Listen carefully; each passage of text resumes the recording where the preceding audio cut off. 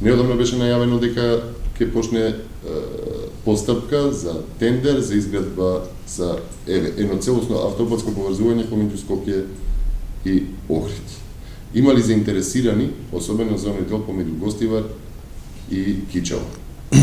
Така, благодарам на прашањето.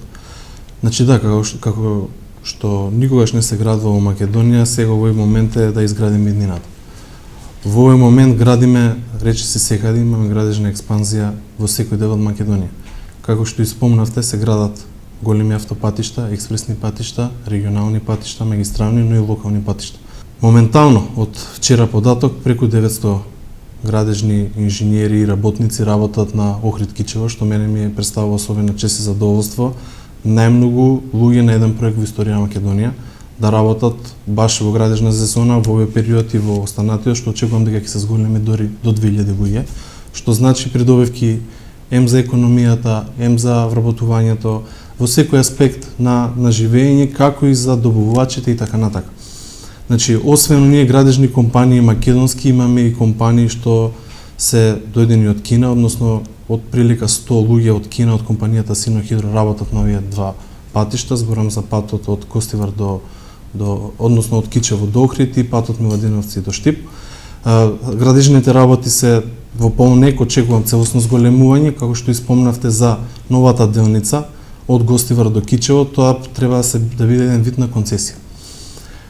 Како што спомнавте, да, во најава веќе постои, помина на последната влада студијата, односно студијата за концесија, во постапка е формирање комисија и другите законски работи што треба да следат после одлуката, односно студијата на влада, што треба да се формира и потоа да се распише јавен повик за концесија. Има голем интерес, дури неколку амбасади дојдоа тука, многу компании да се распрашаат за овој проект, да видат што е поентата, што добивка има, што придобивка, што се негативните можности, што се позитивните, има голем интерес.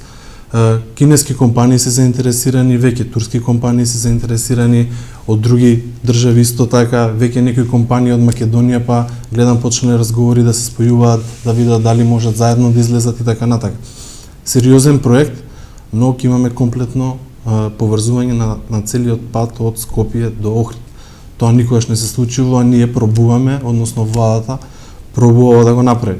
Исто така се работи и на Миладиновци Штип. Јас сум задоволен како се одвиваат работите. Во изминатиот период имаше многу вода, имаше невреме што градежните активности се намалија, но очекувам дека во овие месеци, ако времето да се разбира во ред, дека ќе се зголемуваат градежните активности и дека ќе добиеме она кога што велиме полнек на градежна експанзија и дека ќе стигнеме секако што сме зацртале во договор. Многу компании работат, драго ми е што се претежно македонски, но има и странски компании. Демир Капија Смоквици исто се гради со грчка компанија, Актор, што е исто квалитетна. Јас имав можност да ги посетам и да видам како се работи активно и нигде нема застој, што ме радува. Сегде, независно која институција го тера ова, сите сме поврзани, Министерство за транспорт, Министерство за финансии, нашето јавно претпријатие за државни патишта, имаме своји одговорности и облигации во секој проект. Сите работат континуирано и ме радува што сите проблеми ги решаваме веднаш или постојано сме на терен и излегуваме во пресред. Само така ќе ги завршиме сите проекти, бидејќи ова е најголем инвестициски бум што Република Македонија ќе доживее.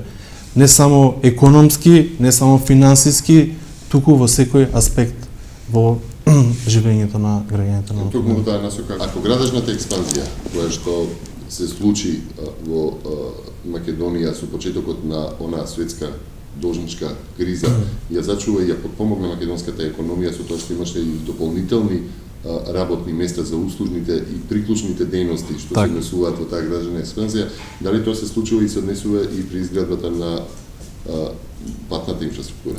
Апсолутно. Има добавувачи, односно подизведувачи за секој вид на градежни активности, од материјали, од градежни работи што им се потребни на нив, како и општо и вода за пиење треба да набават од негде, се работи за многу луѓе, за еден вид различни суровини што им се потребни, имаат многу подизведувачи и работат постојано во полнек и тоа ме радува и постојано има нови фирми што ги гледаме на лице место на траса. Ова ќе се зголемува со тек на време, бидејќи во овој дел ја пробиваат и трасата. како се пробива трасата, така им се потребни нови домашни компании, нови подизведувачи и така натака. Сино-Хидро има подпишано договор конкретно за делницата Кичево Охрид со 4 компании. Тоа се Викторија, последната делница ја работи, Трансмет, Илинден и со Гранит, а они може да подпишат договор со колку и да сакаат подизведувачи, секако тоа да биде навремено, квалитетно, согласно договор и согласно проектот. Динамиката е одлична, како што потенцирав, и постојано ќе расте и ќе биде голем тренд нашите компании да се уклучуваат секаде во Македонија, бидејќи не се гради само во западен дел, туку се гради секаде. Како што и преска во разговорите спомнав, градиме многу експресни патишта и со тие патишта повлекуваме многу работна снага во целиот дел на Македонија. Може да приметите дека постојано има и огласи за вработување од градежните компании. Значи, они веќе им фалат работници и дури има надпревар во плаќање на платата, односно цените се зголемуваат, нивната плата се зголемува, што е добро и за градежништвото и за компанијата, но секако и за македонските што живеат тука. Дури има и тренд да доаѓаат инженери и од надвор од Македонија. Значи, тоа се случува и тоа е реалност. Но како продолжува градежната офанзива, ќе се зголемува и ќе се зголемува постојано. Ако математиките велат дека од Скопје до Штип ќе се стигнува за 40 минути по новиот автопат што се прави, со автопатското поврзување, за колку поблиску ќе биде временски од Скопје до Охрид? Секако ќе има намалување на времето, не би можел да кажам точно во минути, бидејќи сообраќајните решенија ќе се предвидат знаци колку смее да се вози, колку ќе биде. Почитувајќи ги апсолутно, секако дека ќе се намали доста. Не би можел точно во минути да ви кажам, но ќе биде пред се безбедно. Безбедноста ќе биде многу поголема од сега, иако правиме сега максимални напори да добиеме нова сообраќајна сигнализација и веќе поставуваме преку 1000 километри сообраќајна сигнализација, поставуваме вертикална и хоризонтална, поставуваме нови знаци, поставуваме бела лента и така натака. Моментално ги крпиме и сите дупки во цела Македонија, независно каде, само за да излеземе во престрет на граѓаните за безбедност. Но ова што го спомнавте многу ќе се намали, велат дека до 30 на минути ќе се намали растојанието, што тоа ќе зависи кој колку вози, почитувајќи ги знаците. Но безбедноста на прво место и секој ќе го користи тој пат. Ќе биде широк пат со неколку ленти, права автопат како што заслужува Македонија и баш европска Македонија. Што станува со оние постојните? Се поправаат ли? Што станува? Апсолутно. Значи имаме дел од патиштата што се влезени во програмата за одржување. Тие ни се претежно преку Македонија пати, тие ги работиме постојано, континуирано неколку години, но горе-доле сите проекти сите патишта што ги има во Македонија на некој начин се влезени во програмата на ВМРО, а потоа во програмата на владата и на коалиционите партнери. Значи, нема да постои делница, односно коридор во Македонија што нема да биде опфатен и реконструиран или саниран. Дури таму кај што немаме можност за нова траса, ги модернизираме, ги рехабилитираме, а од Скопје, со влезот на Скопје до Гевгелија, од Куманово до Скопје, од Скопје до Гевгелија ќе има комплетно нова траса, односно рехабилитирана модерна траса, и тоа го работиме во моментот. Затоа тој коридор 8 и 10, двата коридора ќе бидат навистина европски, ќе бидат со сите стандарди и сите оние останати коридори приклучни ќе бидат преку експресни патишта, магистрални, реновирани, модернизирани, значи рехабилитирани и негде каде што имаме проблеми со црни точки, исправање на патиштата и така натака. Дури и оние опасни кривини пробуваме да ги исправиме и така натака. Македонија ќе добие нова слика. Сега се гради еднината за сите и ова не може да си го дозволи скоро ниедна држава во околу. Треба да имаш јака програма, треба да имаш позадина и сплотеност се тоа да го реализираш. Мене ми е чест што сум директор, бидејќи ги соживувам овие проекти, ги живеам секојдневно и кога ќе видите колку им значи пат на секој граѓанин, чест е да се работи и одговорност се тоа да се сработи. А јас сум убеден и верувам дека сите овие ќе бидат реализирани, бидејќи немаме кочница на ниту еден проект. Од проектирање до изградба. Ги отворивте и прашањата за регионалните, локалните, експресните патишта, колку тие да се поттик, значи колку се гради во тој дел, затоа што повеќе вниманието е насочено кон автопатската инфраструктура, колку тука се работи и колку е тоа поттик за локалните самоуправи да влезат, за општините во да речеме подготовка на терен или пак нив ги стимулирате да дополнително ја подобрат? Апсолутно, они сами се стимулираат. Кога гледаат колку се работи на терен и колку ние даваме средства, односно владата наоѓа средства за локални патишта, они пробуваат на секој можен начин и они да најдат извор на финансирање или од самите општини да работат. Ние до сега преку поддршка на неколку банки имаме остварено преку 700 километри патна локална инфраструктура. И сега во моментов градиме во многу општини. Имаме прилика да градиме во Скудриње, да градиме во Аеродром, да градиме во Октиси, во Охрид, да градиме во Свилари и така натака. Градиме многу локални патци, ќе продолжиме да ги градиме. Очекувам до крајот на годината дека сите ќе бидат завршени со оној кредит што е земен, односно со поддршка од Светска банка. И таму немаме никаков проблем и гледам колку и граначаниците се заинтересирани сите овие проекти да бидат завршени. Но и гледам аплицираат и на многу други места каде што може да добијат вакви средства, да секој денар да може да го соберат за да направат патна инфраструктура, бидејќи тоа е потреба. Без тоа немате силна општина, без тоа немате силна држава, немате силен град. Мора инфраструктурата да биде на најдобро ниво. Министерството за транспорт исто така пробува на секој моќен начин водовод, да им се најзнаат средства, плюс патиште има финансирање, Министерството за финансии искача со секакви инекции за нив, финансиски и така натака, и секој градоначалник вложува во инфраструктура, тоа е за поздрав. И јас го поздравувам и така треба да биде во иднина. Кога сме кај финансирањето, главен извор ви се патарините. Каква е состојбата? Имате и проект кој што најавува нели дека треба да се модернизираат патарините, има и тука новини кои што треба да се внесат. Прво, каква е состојбата со патарините, бидејќи често беа на удар и на критика, но и во поглед на безбедноста на вработените и околу на платата. Може ли една слика да даде? Да, каква е состојбата и што се планира? Значи, состојбата е добра. Можам да се пофалам, бидејќи како изминува времето ние имаме посигурна наплата, поголема наплата, помалку злоупотреби, но секогаш ќе има. Имало и ќе има, но драстично е намалено од некои време.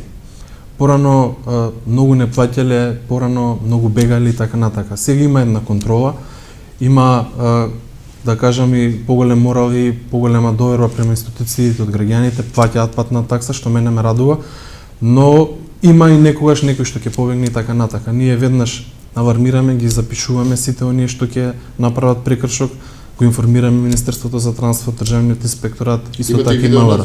Имаме апсолутно видеонадзор, снимаме се законски како што доликува на една ваква институција, имаме панорамско снимање, која кола поминава, дури дали инкасантот вратил кусур, не вратил кусур, дали стиснал за прва категорија, втора категорија, целосно се и они покрини, бидејќи често се случува и некогаш да вратите помалку пари, да вратите повеќе пари, некој може да се пожали.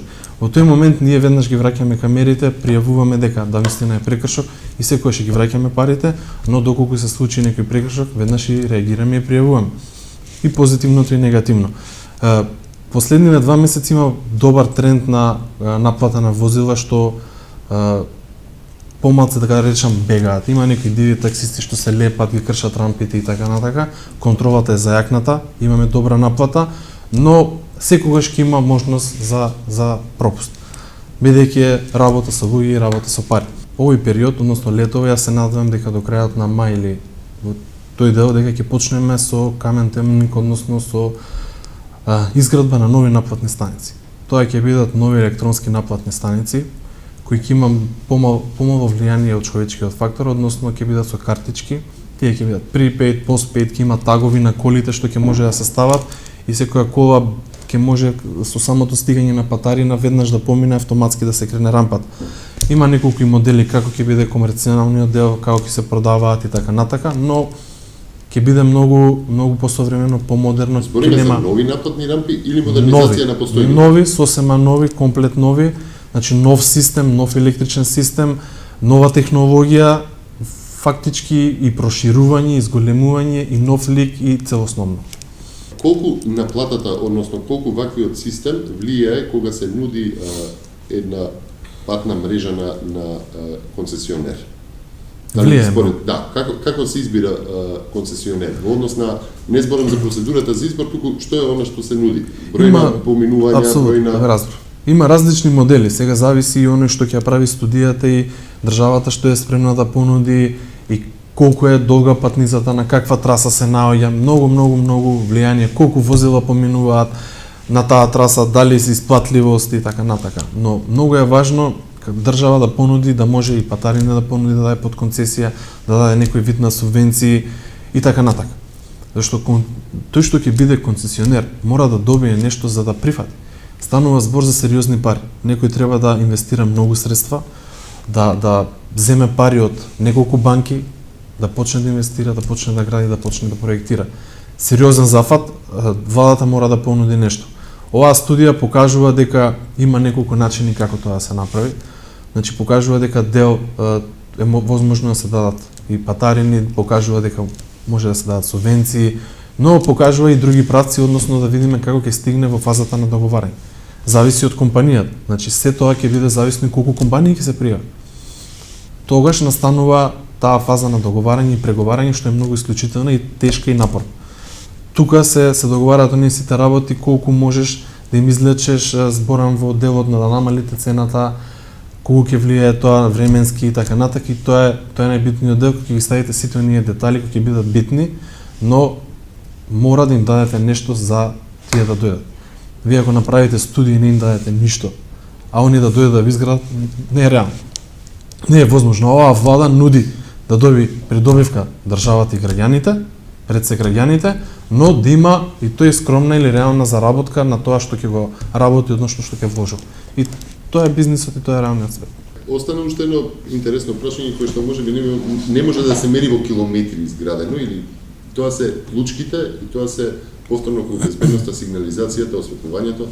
Така, градиме доста клучки, градиме, осветлуваме исто така многу клучки. Моментално потпишавме договор за 18 нови клучки, целосно осветлени, оние критични места на спојки што ги викаме на автопат, тие ќе ги осветлиме скоро секаде во држава и пробуваме посредства да најдеме за нови. Веќе почнавме со сигнализација, односно поставање вертикална и хоризонтална сигнализација, како и боење на ленти. Имате ли проблеми со сигнализацијата? Имаме, да, се случува доста граѓани да искорнат знак, да украдат и така натака, што не е добро за нив. За нив се работи. Ќе украдат знак на некое место кај што е многу важно да се види и ќе направат проблем на некој друг. Ја апелирам тоа да не го прават бидејќи за нив се. Апсолутно се за нив и за оние што поминуваат на патот. Не треба тоа да се случува, затоа и ние поставуваме постојано, не е поентата да се крадат или да се одземаат или да се уништуваат.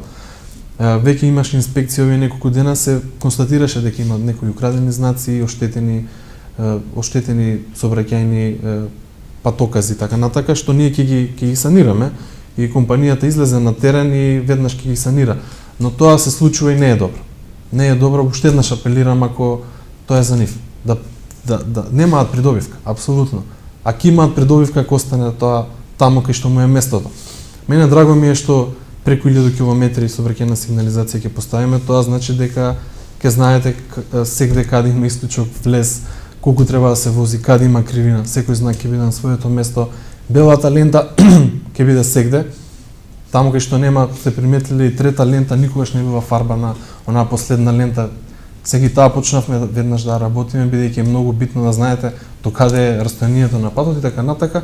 Сите оние прописи, регулативи што се за нас многу важни, ние ќе ги работиме. Работиме и неколку мостови. Завршивме кај мостот во Злеово, во Сиричино е скоро готов. Пред неколку дена веќе направија технички прием, мислам дека е скроз готов, горе-доле, може некои завршни градежни работи да останале. Имаме неколку, почнавме со во невремето почнавме со мостот во Коњари, која зафатија големите поплави, таму 2 столба беа отцепени. Го направивме експресно за непол месец. Го саниравме и го вративме во правобитна состојба и сега тој мост се користи. Имаме некои други такви мостови што ги санираме или ги проектираме. Има и некои патишта што беа оштетени исто така, и тие ги проектираме и ги санираме. Во целост се што се случи од невремето моментално го санираме. Може ли да дадеме една временска рамка кога би биле готови неколку интересни поголеми проекти?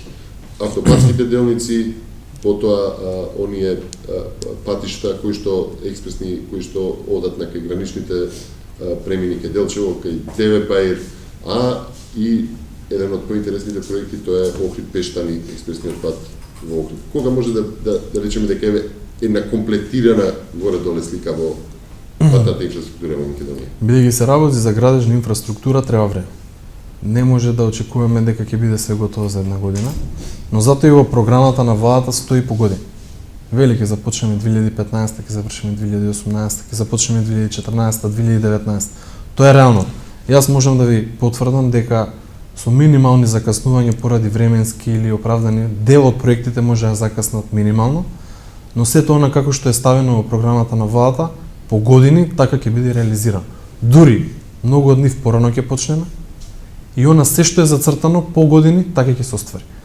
Мора да имаме трпение, ова е градежништво, ова не е туку така да веднаш да ветиме нешто па да ги излажеме граѓаните, туку како што сме зацртале по програма, слободно идете проект по проект, да не навлегувам детално на секој проект да ви кажам годините, нема проблеми, нема застои. Да, има градежни проблеми што се решаваат во и така натака, но не во проблеми кои би направиле да не се распише некој тендер или некој пат воопшто не се реализира.